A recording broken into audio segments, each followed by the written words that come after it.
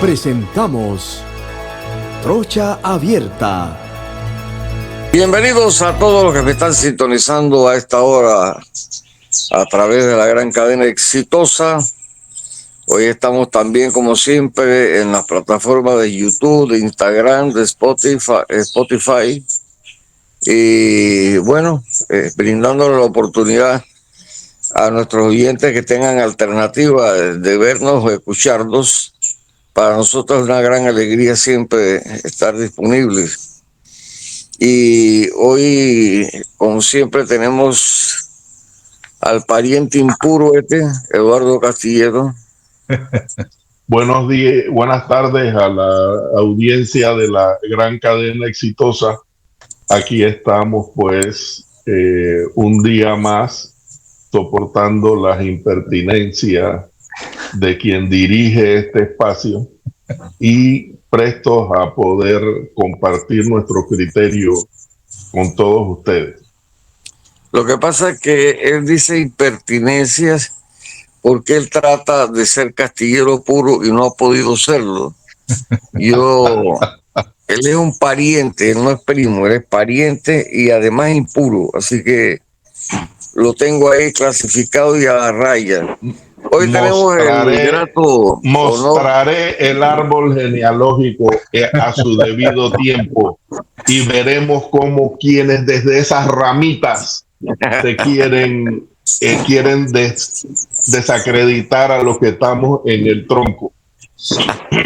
Bueno, hoy tenemos el grato honor, privilegio de tener a un tocayo, nada menos y nada más que al amigo el licenciado Alfonso Fraguela, hombre muy conocido porque estuvo mucho tiempo la persona más importante en la pantalla chica y luego se ha dedicado a la abogacía, donde no tengo la menor duda que tenga también muchos éxitos, ¿no? Así que, Alfonso Fraguela, buenos días, hermano. Muy buenos días, Alfonso, Eduardo, un verdadero placer tener la oportunidad de compartir con la fina audiencia de ustedes de Trocha Abierta. Me siento realmente orgulloso de poder compartir con ustedes y de este gran privilegio, de esta gran distinción que me brindan en la mañana del día de hoy. Oh, qué barbaridad. Como si lo estuviéramos viendo, como si estuviéramos viéndolo en televisión, ¿eh? Oye, Alfonso, después que tú dejaste la televisión, ¿a qué te dedicaste? Bueno, me dediqué a ejercer de lleno la carrera de abogado, como lo vengo desarrollando hasta el momento, y obviamente a manejar algunos aspectos referentes a los temas de comunicación. Yo creo que igualmente no puedo pasar por alto como un ciudadano de este país involucrarme en lo que es la construcción y tratar de dar nuestro granito de arena en vías de enrumbar este país, de fortalecer y que todos los ciudadanos de este país tengamos una mejor forma de vida. Y no lo digo específicamente por quizás la proclividad hacia o afinidad política o ideológica, sino me refiero a construir conjuntamente con todos los ciudadanos de este país que tenemos que involucrarnos precisamente en dejar una huella para las futuras generaciones y que por lo menos esa huella sea positiva. Alfonso, ¿y dónde están ubicadas tus oficinas en Panamá? Bueno, estoy trabajando desde casa en estos momentos porque tenía una oficina con unos socios. Sin embargo, la situación de la crisis económica, pues obviamente trastocó mucho lo que era el ejercicio de la profesión, una de las principales vamos a decir, ciencias o profesiones que recibió un impacto negativo dentro de lo que fue la pandemia fue sin lugar a dudas la carrera de abogado. De hecho, cuando se dieron los temas de la restricción de movilidad, los abogados también fuimos víctimas. Sin embargo, frente a ello decidimos presentar acciones ante la Corte Suprema de Justicia, y pues obviamente estas actuaciones que fueron hechas inclusive por otros colegas han logrado desde ese momento quizás permitir que muchas personas pudieran, que ejercen la abogacía, poder colaborar, porque se dieron muchos casos en su momento, y obviamente con esta movilidad lo que atentaba era prácticamente a cercenar los derechos y garantías fundamentales de los individuos, y obviamente eso no puede ocurrir. Somos conscientes de que había una situación puntual en nuestro país en materia de salud, y que evidentemente frente a ello, donde se daban muchas restricciones de movilidad, también se cometían actos que obviamente tenían alguna consecuencia o algún componente de tipo legal, lo cual motivaba la asistencia de profesionales del derecho en el ejercicio del ramo. Tú sabes que a raíz de la pandemia, cantidad de personas entendieron, cuando comenzaron a trabajar desde sus casas con las famosas videoconferencias, etcétera, entendieron que lo que se hacía antes había que modificarlo, y que tú, haciendo un espacio en tu residencia, podías tener el mismo efecto que teniendo una oficina con los costos elevadísimos, secretaria y por aquí que por allá. Bueno, ya eso ha pasado efectivamente. Los bienes raíces también, cantidad de bienes raíces que tenían oficinas, la dejaron, ahora trabajan por internet, porque esa es la mejor herramienta. Ahora tú no necesitas una oficina. Ahora ahí está el internet, están las redes sociales, etcétera, etcétera. El mundo ha cambiado, Totalmente. Ahora, tú eres especialista en qué. ¿En qué eres especialista? Bueno, yo manejo mucho temas de familia, temas penales también, y obviamente me manejo en diversas ramas, por ejemplo, materia civil, temas migratorios no me gustan por lo problemático que representa tener que dedicarse un día prácticamente de lleno a una dependencia tan concurrida, pero somos abogados, entonces cuando muchas personas dicen, no, yo me dedico de manera exclusiva a una rama específica, nosotros pues tratamos de diversificarnos. Nosotros, de hecho, mi esposa es abogada también, y obviamente también tenemos otros socios con los cuales manejamos otros temas que son quizás un poco más complicados, y que ameritan una mayor atención, y pues definitivamente hacemos ese frente común. Yo te puedo decir que situaciones como esta nos han obligado a tener que diversificarnos, como bien has señalado, y aparte de lo que es el ejercicio del derecho, pues también nos hemos dedicado a temas de manera comunicacional. ¿Tú me podrías servir de abogado con este pleito, este diferendo que tengo con el pariente, para establecer quién es puro y quién no es puro? Tú vas a crear un problema, Eduardo, a tus órdenes. Sí, agregando a lo que has comentado, también hemos tenido la oportunidad de verte cuando con temas de interés nacional, desde el punto de vista del Colegio de Abogados, también te ha tocado alguna vocería. Exacto. Para que los oyentes de tu propia voz conozcan esta otra faceta también. Bueno, gracias. Efectivamente, Eduardo, nosotros fuimos vicepresidente del Colegio Nacional de Abogados, ocupamos en reiteradas ocasiones la presidencia encargada de esa posición, y obviamente cuando tuvimos al frente como vicepresidente regentando este importante gremio, yo te puedo decir que nos sirvió para poder conocer de viva voz la situación que enfrentan muchos abogados, no solamente en la ciudad capital, sino en diversos puntos del país. Me ha creado esa vinculación de manera permanente con el gremio, en las pasadas elecciones, no esta que terminó, sino la anterior, nosotros aspiramos a la presidencia, pues obviamente se da siempre el tema de la alternabilidad y obviamente nosotros no ganamos la presidencia en ese momento. Tengo entendido, se dio venció el periodo de 2 años de la presidencia del colegio, se dio unas elecciones, sin embargo, ninguno de los aspirantes que concurrimos en el periodo anterior decidimos participar en estas elecciones y yo creo que al final pues se ratificó en el cargo como único candidato el actual presidente del Colegio Nacional de Abogados. Ahora lo que viene paso seguido es que se efectúen unas elecciones en el mes de julio de este año de cara a las elecciones del Colegio Nacional de Abogados y ahí se determine quién será la persona que liderizará ese importante gremio conjunto con algunas personas también que han demostrado quizás el interés, su voluntad de coadyuvar en lo que es el ejercicio de la abogacía, que ha sido una profesión al igual que muchas, pero yo creo que me atrevería a decir que ha sido muy golpeada por las restricciones de las cuales hemos sido objeto y donde pues en muchas ocasiones por tener algún tipo de vinculación cercana al gobierno, que son los errores que se cometen al momento de crearse o de constituirse como junta directiva, entonces prevalece el interés cercano a los círculos de poder versus el interés al pueblo o al gremio de abogados que realmente los llevó a ocupar ese importante sitial dentro del gremio. Ahora bien, vamos a entrar en el plano político, si me lo permite. Con mucho gusto. ¿Me lo permiten entonces? Ok. ¿Cómo tú analizas la situación, sobre todo ahora que ha salido el expresidente Martín Torrijos al ruedo, cosa que no se esperaba realmente? Quería saber cuál es tu opinión. Mira, yo siento que la figura del presidente Martín Torrijos de cara al próximo torneo electoral ha sido una figura que ha venido a refrescar el escenario político.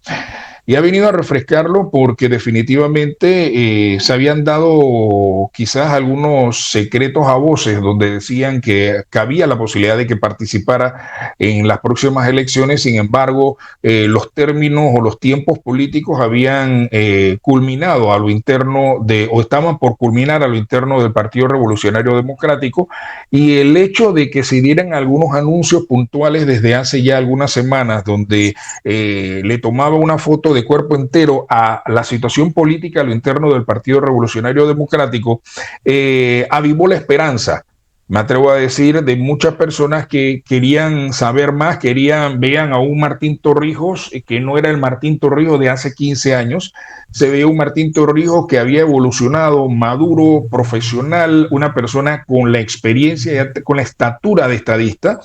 Y yo siento que cuando el presidente en su momento anuncia una serie de situaciones que definitivamente ponen y tocan puntos importantes dentro de lo que es la estructura política del Partido Revolucionario Democrático y obviamente también hace una radiografía de la situación real que tiene el país, la gente esperaba algo. Entonces muchos hablaban, de hecho se dieron algunos comentarios en glosas en los medios de comunicación impresos donde se señalaba que se iba a correr, que había gran probabilidad que corriera.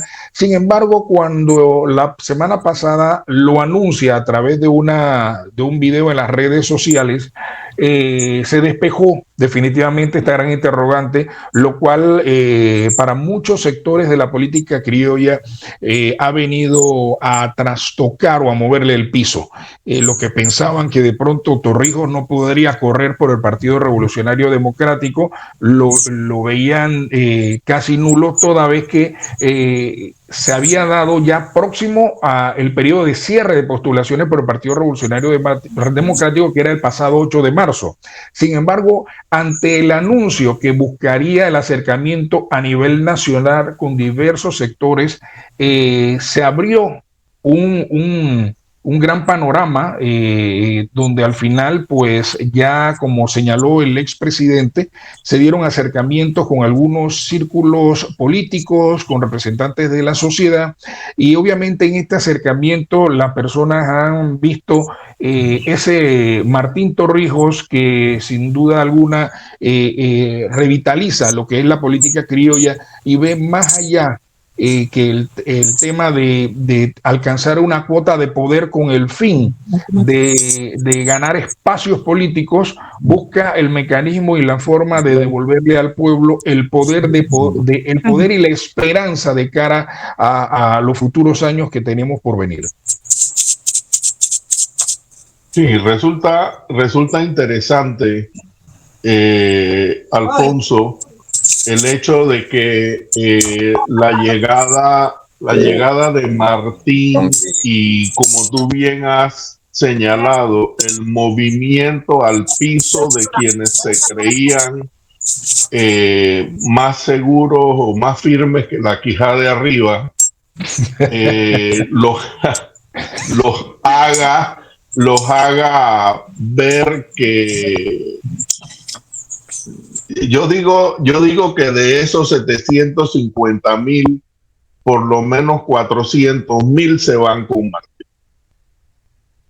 Mira, tú has tocado un tema, Eduardo, que me parece importante y quizás no lo mencioné hace algunos instantes cuando me dio el pie Alfonso, pero debo decirte que los señalamientos que ha hecho Martín Torrijos sobre el tema del torrijismo es vital.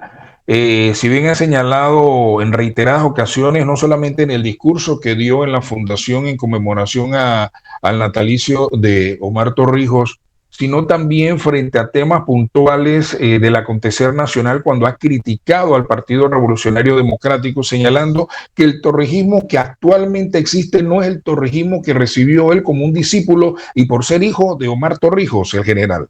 Entonces, ese tema donde ese principio, ese apostolado, esa doctrina, esa visión de que el pueblo es primero sobre todas las cosas, eso definitivamente no es lo que actualmente existe dentro del Partido Revolucionario Democrático. Y entonces, este tipo de situación ha estremecido las bases del partido. Y como bien ha señalado, una cantidad importante de torrijistas que vieron en lo que fue esa mística del gobierno del general Omar Torrijos desde sus inicios y obviamente la secuela que se ha dado hasta el día de hoy y voy a mencionar una evolución del torrijismo. El torrijismo pasó y trascendió las paredes de un partido político.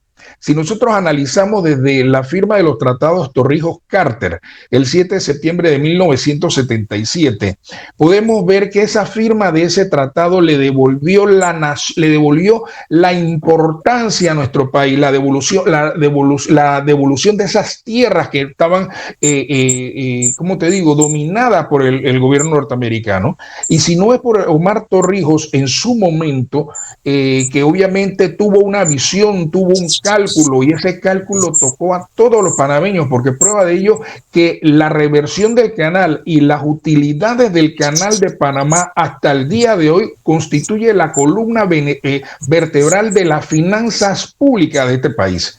Las utilidades que genera el canal es lo vital que en estos momentos en muchas ocasiones sirven para el pago, para enfrentar los problemas de salud, educación, devolverle la dignidad en materia a los adultos mayores, que eso es uno de los principales problemas. Y yo quisiera pues obviamente hacer referencia a esto, porque aquí nadie se acuerda de los adultos mayores y aquí tenemos una realidad. La gente cuando piensa me jubilé, las personas no saben si entran en un viacrucis a partir de ese momento, porque obviamente sufren una merma dentro de su capacidad económica y obliga, como dijo el presidente Torrijos en su momento, a ver si de pronto compran medicamentos o comen.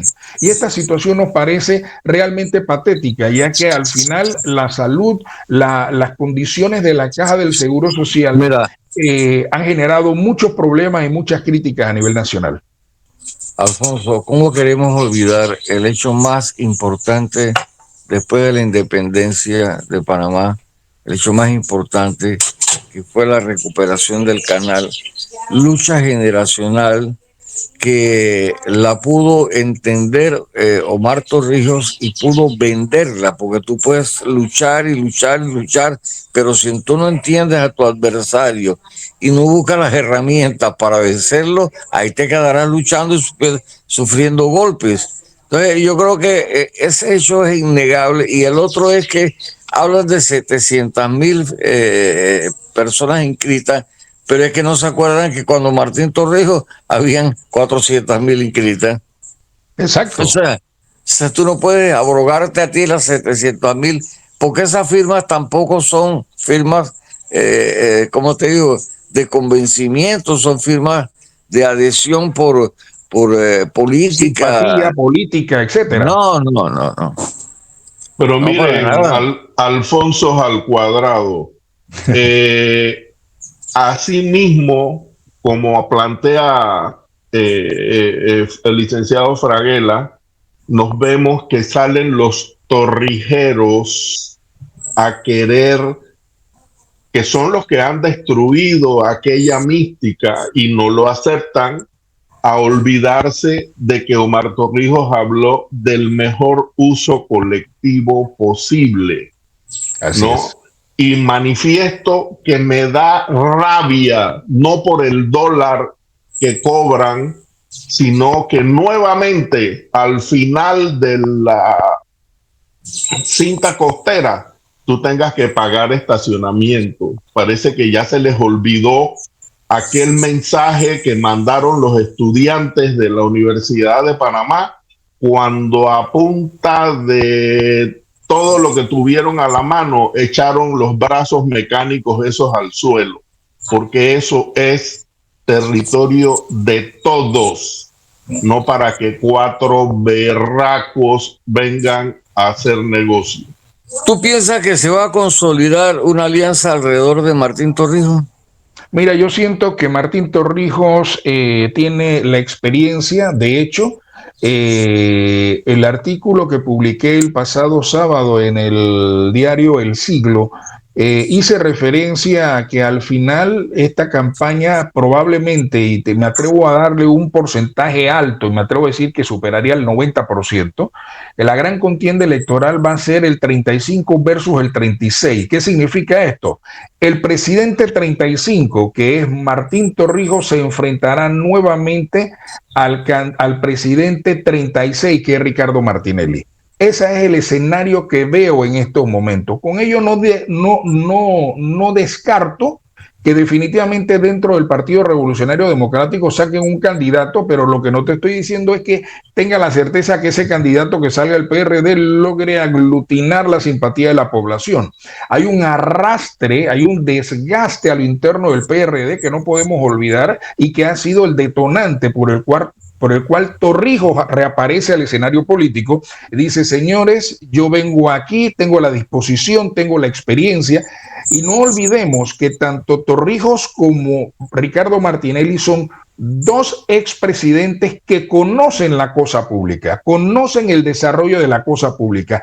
Hicieron cada uno, algunos tendrán que hacer ese mea culpa si hicieron lo correcto o no hicieron lo correcto. Yo en lo personal, debo serte sincero, yo formé parte del equipo de gobierno del presidente Martín Torrijos, y cuando hablan de Martín Torrijos, lo primero que me viene a la mente son las inundaciones de Boca del Toro. Así inició el gobierno de Martín Torrijos.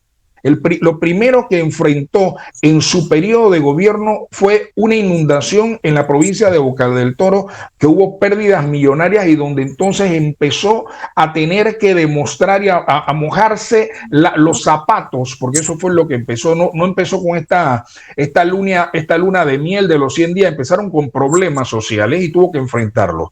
De ahí no podemos olvidar que se dieron temas puntuales como lo que fue, te puedo decir, el tema específico de la Caja del Seguro Social, donde asumió el costo político que desde ese momento en adelante ha sido olvidado por todos los gobiernos. Así que me da la impresión que definitivamente Martín Torrijos tiene la posibilidad de liderizar una alianza de cara a las próximas elecciones y donde todos esos candidatos que están quizás recomponiendo sus grupos y que están todos fisurados, vean en esta figura la posibilidad de enrumbar el país y hacer una gran coalición nacional, que me parece que es el proyecto de gobierno del expresidente Martín Torrijos de Pino. ¿Tú piensas que Martinelli no es que se va a correr, no, le van a permitir correr? Mira, la situación del presidente Martinelli en su momento es un tema tan complejo, porque al final yo tengo mi apreciación jurídica y la digo, y la apreciación jurídica mía está respaldada por la ley electoral y el código y la constitución política. Sin embargo, pues obviamente se han dado una serie de situaciones que señalan que inclusive el periodo para postularse todavía tendría actualmente una limitante constitucional, hasta eso se está hablando, y son escenarios que al final no se descartan.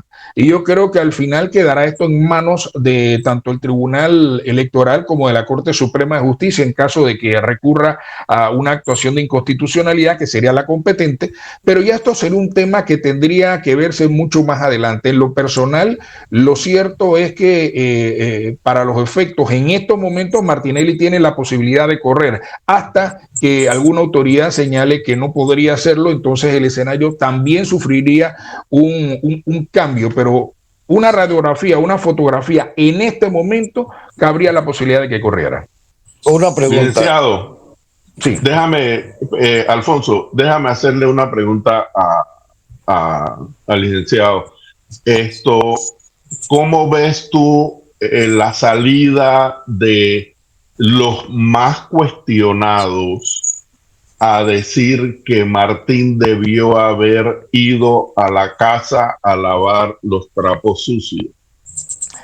Mira, a esa interrogante y a esas declaraciones solamente te puedo decir que no hay forma alguna de haber podido ingresar en esa, vamos a decir, en esa camisa de fuerza que era el PRD en estos momentos. La radiografía que dio Torrijos en su momento al señalar vamos a correr de esta manera y las condiciones van a ser desde afuera, es porque a lo interno representaría una situación casi imposible. ¿Por qué? Porque el partido que actualmente regenta la cosa pública no responde, no hay democracia. Prueba de ello que se han dado situaciones puntuales donde se han hecho reservas de posiciones, violando la elección interna de otras personas que pudieran aspirar.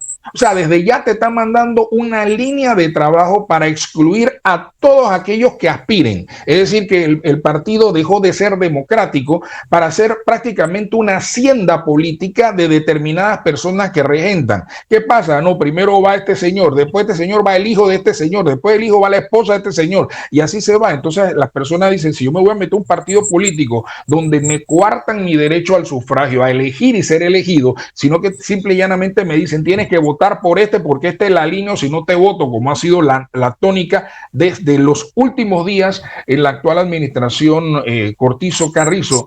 Yo creo que es importante que esto lo tengamos claro. Nosotros, el hecho de que el presidente Torrijos haya decidido salir y empezar toda una cruzada de cara a rescatar al país, a recomponerlo, es una medida que a todos lo calificarían de casi imposible, porque esto no era concebido. Pero tengo que reconocer algo, es una medida valiente, una medida que tenemos que reconocer que esto inclusive representa un esfuerzo superior al tradicional, a lo interno del partido, donde tienes una estructura que al final te apoyaría. Acá tienes que ver cómo empiezas a buscar el respaldo ciudadano y de diversos sectores precisamente para que permee a toda la población en general y que el discurso de Torrijos nuevamente sea un discurso esperanzador donde se recobre la confianza ciudadana de cara a las próximas elecciones. Y eso de que tú estás hablando del periodo electoral que inhabilitaría al presidente Martinelli, ¿cómo es el tema, por favor? Mira, el tema que se da ahí fue el tema desde el inicio, cuando se dio lo denominado bajo el criterio del fuero penal electoral o el fuero electoral penal, que es la concepción correcta. El fuero electoral penal se le otorga de acuerdo al código electoral, ya sea el anterior o el vigente, y te digo porque en ambos casos varió la numeración. En uno se considera un derecho y en otro una garantía.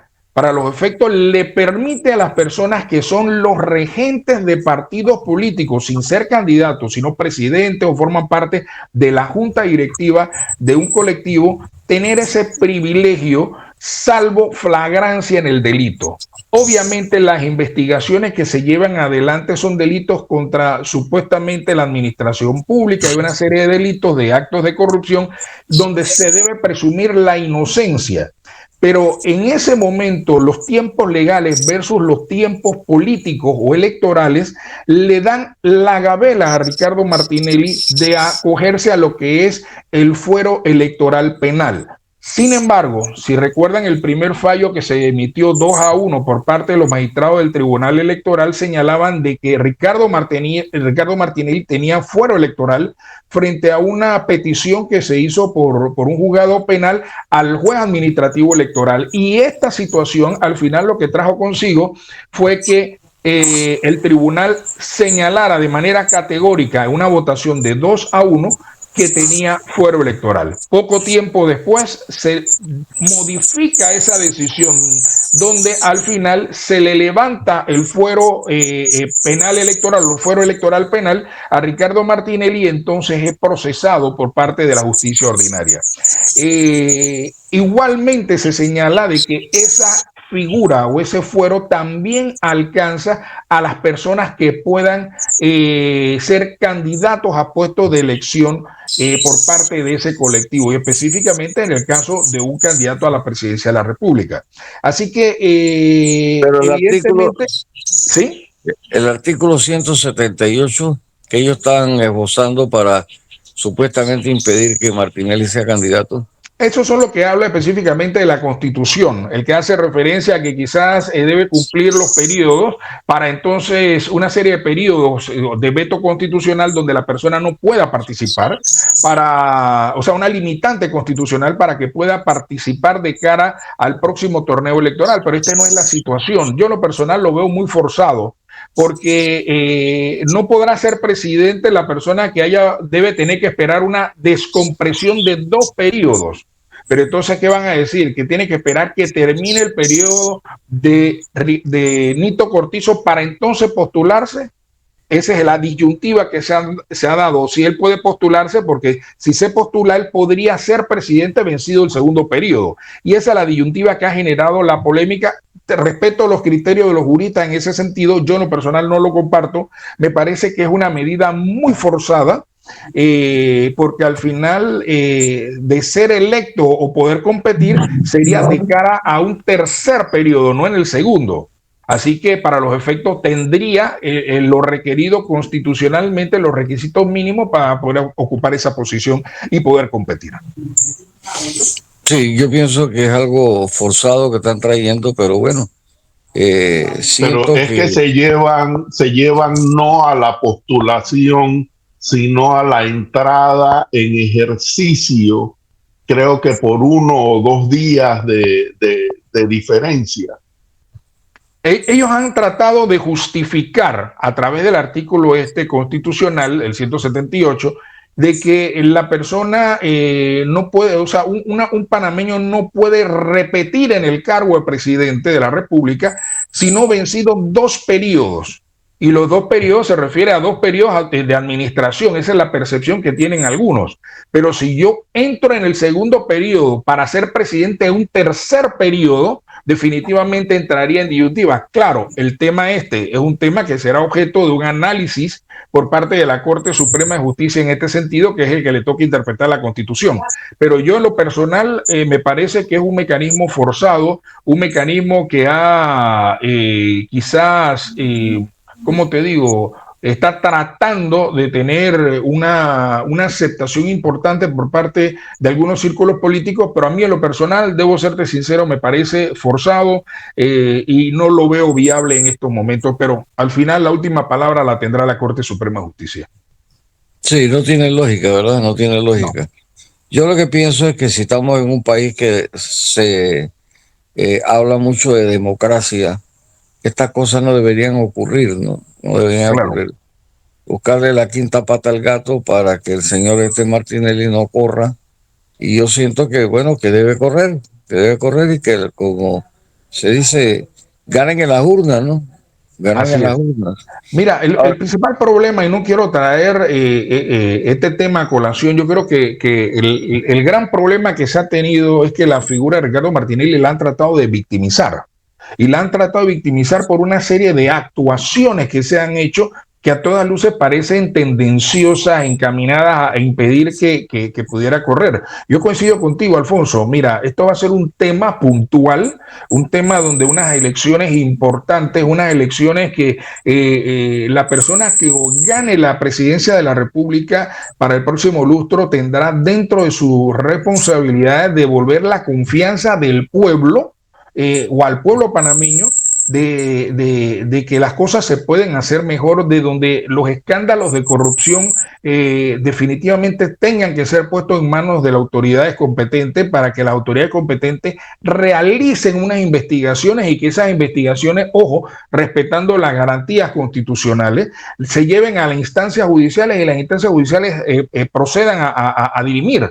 Pero yo creo que al final es importante que tengamos esto presente. El país no soporta, ¿cómo te digo?, que la cosa pública se maneje como piñata sin realmente tomar en consideración la necesidad de que el país se enrumbe en un camino económico próspero de cara al futuro y que todos volvamos a tener la tranquilidad de un mejor día, de una mejor esperanza, de una mejor educación, de una mejor salud, de mejores medicamentos, del alivio para los adultos mayores. Ustedes pensarán por qué hago tanto referencia a los adultos mayores.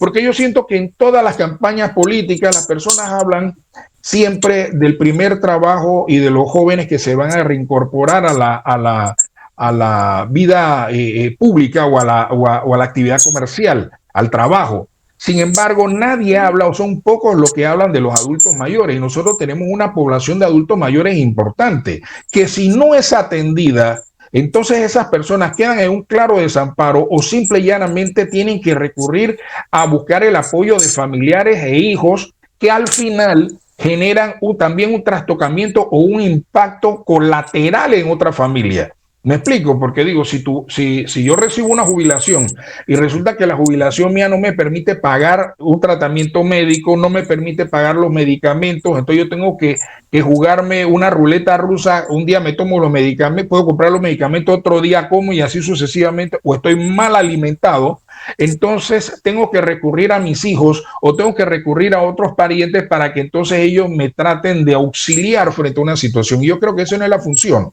porque entonces lo que estamos es ocasionando problemas adicionales, otros problemas colaterales que también inciden en la sociedad y que evidentemente otras familias que tienen sus hijos, tienen sus esposas, tienen que pensar en el futuro también, también reciben un impacto producto de esta desatención por parte del Estado. bueno, Las expresiones que acabas de esbozar son tan ciertas, tan atinadas.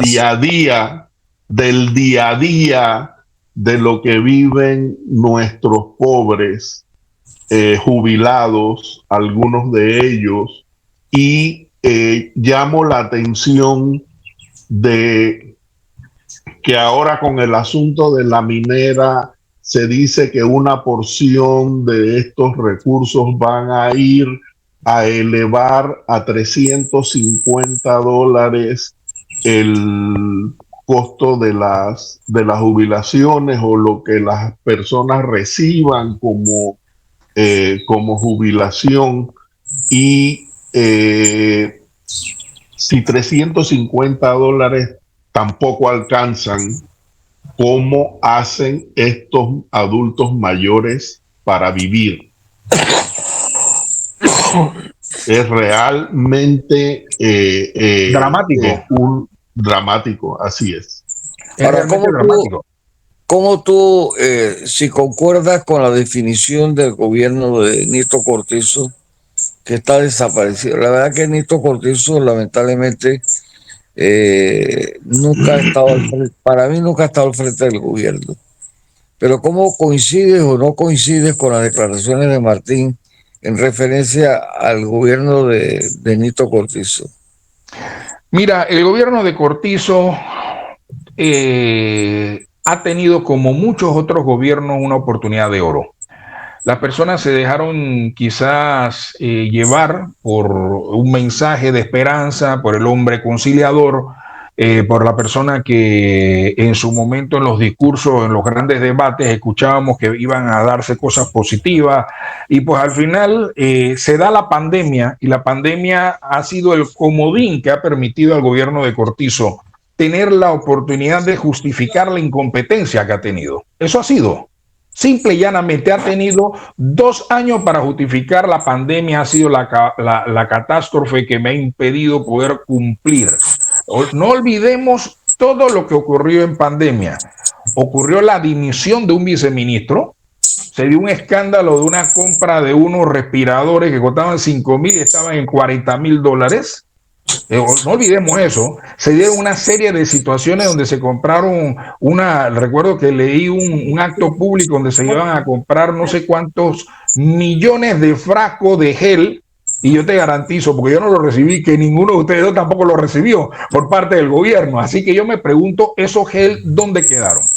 Entonces, cuando hablamos de fuertes sumas de dinero, donde vemos que la compra de medicamentos, los acuerdos con las transnacionales encargadas de las inyecciones, nadie sabe los resultados, todo es un secretismo, como el caso Minera, que es el mismo ejemplo, y hace referencia hace un instante Eduardo, y es válido, al famoso fideicomiso Conquista del Atlántico, que es el que hace referencia el presidente Cortizo, y que obviamente se dio un anuncio hace un año, y este acuerdo, esta negociación superó casi 80 días para llegar a esto, y nadie sabe qué fue lo que pasó. Te mandan un comunicado de prensa donde dice: vamos a tener mayor participación, vamos a lograr y a cumplir lo que se dijo en enero del año pasado, se va ya no van a tener unos créditos fiscales ilimitados, sino que se va a establecer un tope, que la rentabilidad va a oscilar entre el 12 y el 16% para el pueblo panameño, que se va a mejorar el programa Invalidez, Vejez y Muerte. Eso es todo lo que se había dicho. Pero aquí nadie sabe realmente qué negociación se dio. Aquí hubo un fallo de la Corte que declaraba que ese documento, que fue el inspirado inicialmente, era inconstitucional. Y entonces aquí nadie sabe, después que se dio esa ruptura en la negociación el año pasado, qué pasó con todos los recursos minerales que fueron extraídos, porque aquí salió público en diversos medios de que siguieron sacando por los puertos material mineral o recurso mineral, y nadie sabe si eso se pagó, qué se sacó de ahí, para dónde se fue. O sea, aquí nadie sabe eso. Aquí simple y llanamente 80 días después que sale, y ojo, y este anuncio será 24 horas después que Martín Torrijos salió diciendo que era necesario saber cuál era el resultado de este supuesto acuerdo, de este contrato, y que el pueblo tenía derecho a saberlo. Claro que tiene derecho a saberlo. ¿Cómo tú me vas a decir que vamos a tener un contrato a 20 años prorrogable por 20 años más? O sea, Panamá jamás tendrá la oportunidad de tener un ministerio de minería. Panamá jamás tendrá la oportunidad de educar a ciudadanos panameños para hacer uso de ese recurso y poder de una manera fehaciente que el propio pueblo panameño vea la utilidad y sea el propio pueblo el que tenga que vender. Tenemos que buscar otras personas, y entonces al final nosotros estamos condenados a 40 años de no verlo. Aquí ninguno de los tres que estamos en estos momentos en cámara, y probablemente muchos de los que nos escuchan, vamos a tener la oportunidad de ver cuando ese contrato se venza. Ya seremos recuerdo, pero tenemos que estar claros en una realidad. Nosotros necesitamos evolucionar, no podemos permitir que los recursos minerales, que son la riqueza de nuestro pueblo, de nuestra patria, sea utilizada, o sea, manejada de una manera tan inusual, tan poco rentable para el país, y que obviamente ni siquiera se piensa a futuro, vamos a ver de qué manera vamos a cumplir este contrato hasta tal fecha, y paralelamente vamos a ir construyendo o edificando un ministerio, una entidad donde se va a capacitar a personas. Aquí lo que salieron fue haciendo un ministerio de la mujer, aprobándose la semana pasada, que ya obviamente se había constituido en el 97, que era el Ministerio de la Mujer, la Niñez y la Familia. Entonces ahora se saca un ministerio adicional de la mujer, y obviamente, que a mi humilde criterio, lo aclaro, no estoy diciendo todas las mujeres, al igual que todos los ciudadanos de este país, yo les respeto sus derechos, pero no podemos crear un ministerio solamente para eso. Mañana tendríamos que sacar un ministerio para adulto mayor, un ministerio para los niños, un ministerio para los derechos humanos. Ese ministerio, para mi concepto, se hizo para complacer a Balbina. Por supuesto. Más nada. Por supuesto. Más nada. Lo que sí yo pienso es que el desgaste del gobierno, porque ellos hablan de 700.000 almas inscritas. Primero, que las 700.000 no fueron inscritas en el gobierno de Nito Cortizo. En segundo lugar, que hablar de 700.000 almas que en su inmensa mayoría deben estar muy descontentos, y sobre todo ahora con la medida que han tomado de limitar la participación política de muchos de sus miembros, vayan a las urnas con felicidad, con esperanza, porque ya la esperanza del bambú, de la rosa roja, del cerro Guacamaya, del río Saratín, ya la gente está yendo, pero no es para conocer eso, para ver qué es, pues. ¿Será que el cerro Guacamaya nos va a salvar a nosotros de la tragedia en que nos ha metido este gobierno? Pero hay mucho descontento, ¿no? Y yo creo que entre más alternativas hay en el escenario, mucho mejor. Pero yo te quería preguntar, ok, Martín sale y lo más probable es que sea por el Partido Popular. Es que no es el Partido Popular, es que aquí la gente, según una encuesta, vota por personas, no por partidos. Así es. Y ahí donde ellos tienen el talón de Aquiles, que en el PRD, con esta imposición arbitraria, dictatorial de Gaby Carrizo para la presidencia, trae un mal sabor a la membresía, que saben que le están imponiendo, pues, y encima amenazando a la gente que están con cualquiera que lo adverse. Eso trae también más rabia, más disgusto, y para mí se van a llevar un chasco, ¿no? Se van a llevar un chasco a esta gente. Mira, lo que va a ocurrir aquí, lo que va a ocurrir aquí me parece que va a ser un tema de gran trascendencia. Es una situación atípica, como les mencionaba al inicio de la entrevista, al inicio del programa. Yo creo que el anuncio, cuando lo hizo el presidente Martín Torrijos la semana pasada, el martes pasado, generó una situación de asombro, porque ellos pensaban que esa posibilidad era imposible, eso no iba a ocurrir. Entonces, desde el momento en que se da ese anuncio por parte del presidente Torrijos, enseguida la gente sí que el Partido Popular, y ayer el Partido Popular anuncia una junta directiva que han evaluado la actuación y las declaraciones del expresidente Martín Torrijos, y que ven con buenos ojos ese compromiso, y que van a buscar un acercamiento de cara a ver cuáles son los puntos de coincidencia para considerar la posibilidad de que él sea el abanderado por parte de ese partido. Si eso llega a ocurrir, Dios primero, esta situación va a generar definitivamente, muchos hablan, no, que el divisionismo del PRD, no, señores, no nos equivoquemos en algo, ¿eh? El que es torrijista de verdad, y el torrijista de verdad va a buscar identificarse en ideas, en personas, en compromisos, y como bien ha señalado Alfonsito, al igual que Eduardo, yo creo que aquí el principal problema es que la gente se siente burlada. Cuando la gente se siente que le han tomado el pelo, si tú me mientes la primera vez es responsabilidad tuya, pero si yo dejo que me mientas por una segunda vez, la responsabilidad es mía. ¿Qué te quiero decir con ello? Hombre, yo siento que al final las personas que comulguen con el torrijismo verán a la figura de Martín Torrijos como una persona que represente ese individuo, esa persona, ese expresidente que logra acumular todos los ideales porque los llevaron a ellos a inscribirse en el Partido Revolucionario Democrático. Pero hay algo, y perdona que te interrumpa, algún panameño puede identificar al señor Gaby como torrijista. Yo todavía no lo logro.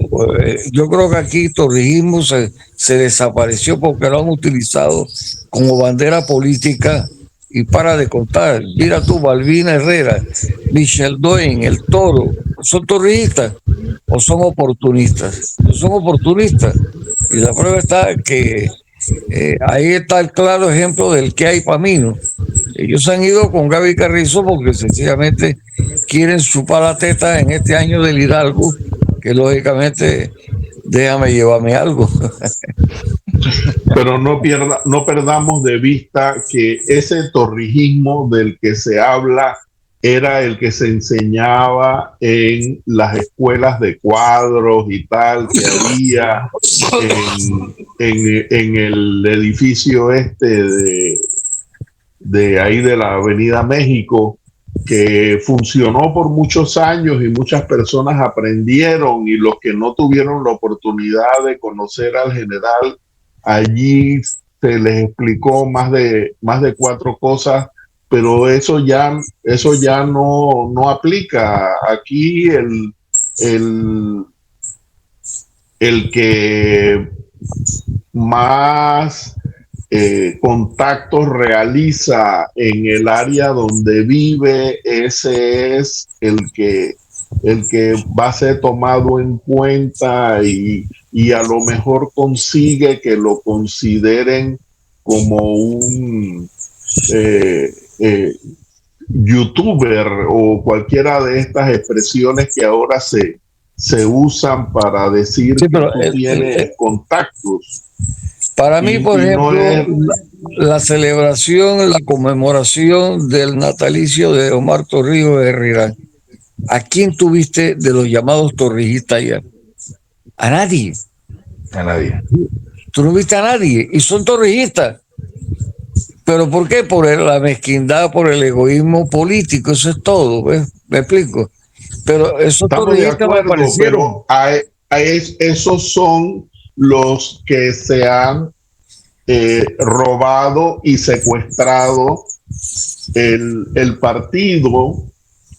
A esos son los que se refiere Martín, y detrás de Martín estas personas que son los que creen que no se están practicando estas cosas dentro del partido, están decepcionados esperando que llegue el momento. Mira, el PRD se engrandecería si hace una expulsión de más de 4 de los que más daño le hacen a la imagen de todos, porque todos los panameños tenemos que soportar que se hayan comprado bates a costilla del hambre y de las lombrices de cuantos chiquillos. Antes de terminar el programa, porque ya se nos ha ido, viene Miguel Antonio Bernal con su alternativa. Yo digo que cuando murió Torrijos, todos se plegaron a Noriega, entonces ya dejó de existir el torrijismo para ellos, entonces eran norieguistas. Entonces, comenzando por ahí, yo realmente en ninguno creo, menos en el Pérez Valladares, que después resultó ser enemigo de Martín por razones políticas, simplemente. Así que bueno, lamentablemente el tiempo se nos ha ido, Alfonso, de verdad que ha sido un placer. Ojalá pudiéramos tenerte otro día más de la semana aquí compartiendo. Y quiero reiterarte mis intenciones de que tú me representes ante la demanda que voy a ponerle al castillero impuro para demostrarle que hay puros e impuros. Puro la mato yo. Sí. Y cuidado con que a los puros se los fuman. realmente te agradezco mucho, Alfonso, la oportunidad. Eduardo, un placer saludarte nuevamente y obviamente a toda la fina audiencia por habernos escuchado y haber compartido en Trocha Abierta en la emisión de hoy lunes. De verdad, muchas gracias. Me siento muy orgulloso de esta gran distinción que me han brindado ustedes. Para mí es el doble de lo que tú sientes. Muchas gracias. Vamos a vernos ahora en YouTube. Bueno, ya debe estar en la plataforma YouTube, en Instagram y Spotify. Trocha Abierta para que lo disfruten. Pues tuvimos aquí el honor y el privilegio, el placer, el regocijo de que nos produce el Cerro Guacamaya y el río Saratí. Tener aquí a nuestro amigo tocayo Alfonso Fraguela, Eduardo Castillero el Impuro, este servidor Alfonso Castillero Ortiz, conde del Vigo.